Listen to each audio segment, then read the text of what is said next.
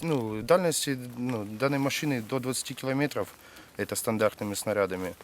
Есть еще увеличенные дальности, но мы их пока что не используем. Итак, первоначальная задача – это поддержка пехоты, уничтожение вражеской техники, вражеской живой силы и тому подобное.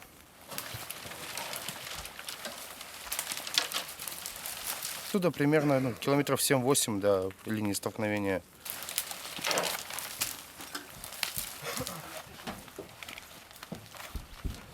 Бои, нам тут нам с артиллерией сильно там не видно, что там сильно творится. У нас больше, специфика работы чуть другая. Стреляем часто и много стреляем, так что, значит, бои нормальные, горячие.